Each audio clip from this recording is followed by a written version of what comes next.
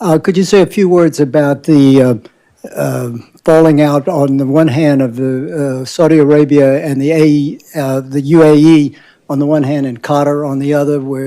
Are you moving toward a resolution of that situation? It's not a falling out. It's just we don't want to have anything to do with them. The Qataris, since the mid-90s, have been sponsoring radicals. They have been inciting people. They have become a base for the leadership for the Muslim Brotherhood, and the Muslim Brotherhood, you have to keep in mind, is what begot us Takfir and Hijrah, which begot us Al-Qaeda, which begot us Al-Nusra. The Qataris allow their senior religious clerics to go on television and justify suicide bombings. That's not acceptable. The Qataris harbor and shelter terrorists. That's not acceptable.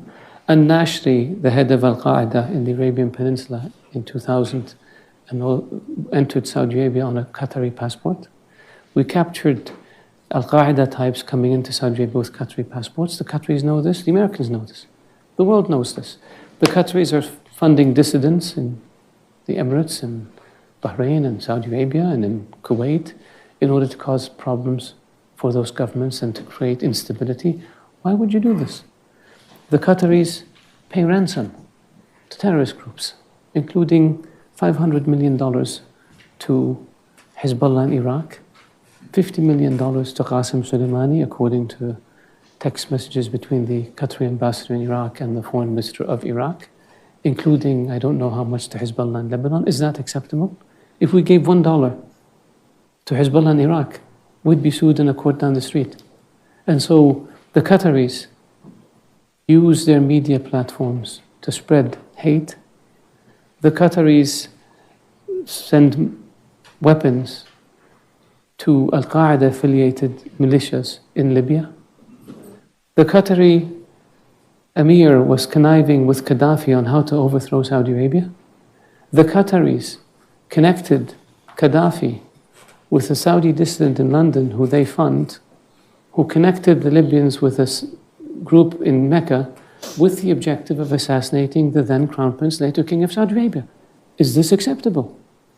We have phone conversation that the Libyans gave us after they overthrew Gaddafi, where the then Emir of Qatar is telling Gaddafi how he's recruiting princes and tribal leaders and military officers and members of the royal family to cause mischief and destabilize Saudi Arabia, and predicted that within 10 years there would be no royal family in Saudi Arabia. Is this acceptable?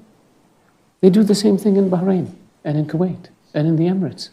So in 2012, we cut off relations with them, the same countries. And a year later, they came back and agreed that they will end all of this nonsense. And they signed an agreement. And nothing happened. So this time, we said, you know what? We're not going to deal with you. Unless you change. This, we will not allow you. There's a list of terror finances that the US puts out, the UN puts out. And a number of them are living openly in Qatar, raising money and giving it to bad people. Is this acceptable? Shouldn't be. Why do the Qataris get away with it? Because I think people see a young country, young leadership, they buy fancy buildings, they have a nice airline, and they think, wow, these guys are really modern. But we have to deal with the dark side that I just explained. And so that's why we said, unless you change, we're not going to deal with you. Now, what happened since we took this action? They signed an MOU with the US on terror financing that they had refused to sign before. They changed their laws to allow the introduction of evidence provided by a foreign government. They reduced their support for Hamas, which opened the door for reconciliation among the Palestinians. All of these are good things. Now we're waiting for them to continue to implement all the things that they promised to implement. They refuse to engage in a dialogue about implementing these issues, and we refuse to talk to them. And so for us, and we've said this to them, we've taken the steps that we took. No dealing with Qatar. You can't overfly airspace.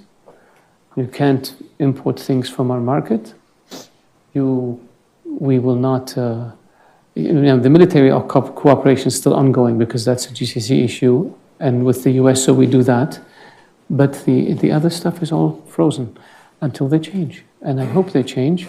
And if they don't change, we're patient people. We'll wait for 10, 15, 20 years, 50 years. How long did it take you with Castro in Cuba?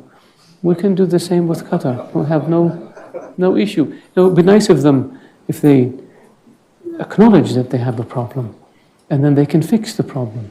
And the problem with the Qataris is they're still in denial. And we need to move them from denial to introspection so they can fix the problem. We have no hostility towards Qatar. We just vehemently oppose their behavior, which is very dangerous to us and has endangered our citizens and has endangered our security. And that's why we took the steps we took.